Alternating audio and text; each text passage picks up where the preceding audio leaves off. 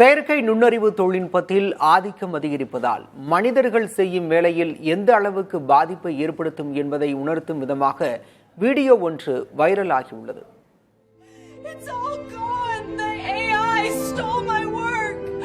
அம்மா, நான் தோத்துட்டேன். சமீபமா இந்த ஒரு வசனம் தாங்க சமூக வலைத்தளங்கள்ல காட்டுத்தீ மாதிரி பரவிட்டு இருக்கு.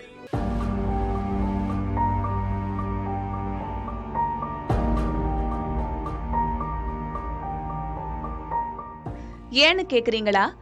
நம்ம ஆசையா பேசிக்கிட்டு இருந்த ஏஐ இப்போ நம்ம வேலைகளை காவு வாங்க தொடங்கிடுச்சுன்னு ஒரு வைரல் வீடியோ அதிரடியா சொல்லுது. இது வெறும் வேடிக்கையான வீடியோ இல்லைங்க, எதிர்காலத்தை நினைச்சு முதுகுல ஒரு சின்ன சிலிர்ப்ப கிளப்புற நிஜம். அந்த வீடியோவை பார்த்தா ஏஐ எப்படி போட்டோகிராஃபர்கள், இசை கலைஞர்கள், ஆசிரியர்கள்னு பல துறைகளையும் குறி வைக்குதுன்னு நமக்கு புரியும்.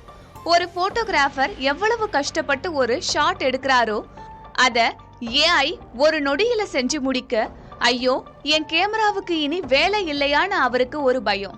அதே மாதிரி கவிதை எழுதி இசை போட்டு ஒரு பாட்டு உருவாக்குறதுக்கு இசைக்கலைஞர்கள் எவ்வளவு தூங்காம உழைக்கிறாங்க. அதையும் ஒரு பொத்தான அமுக்கி ஏஐ செஞ்சுட்டா என்ன ஆகும்?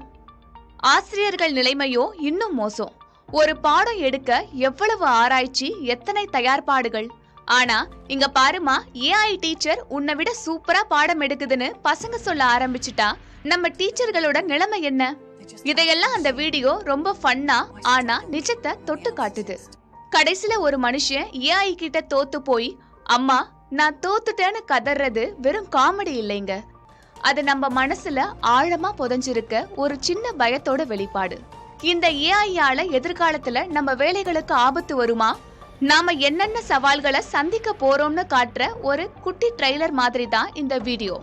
ஆனா ஒண்ணுங்க, ஏஐ எவ்வளவுதான் வளர்ந்தாலும் மனுஷனோட கிரியேட்டிவிட்டிக்கும் மனசுல இருந்து வர உணர்வுக்கும் ஈடு இணையே கிடையாது. ஏஐ ஒரு கருவிதான், அதை எப்படி பயன்படுத்துறோங்கிறதுல தான் நம்ம புத்திசாலித்தனம் இருக்கு.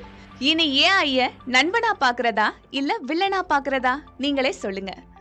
புதிய தலைமுறைக்காக சுஜாதா.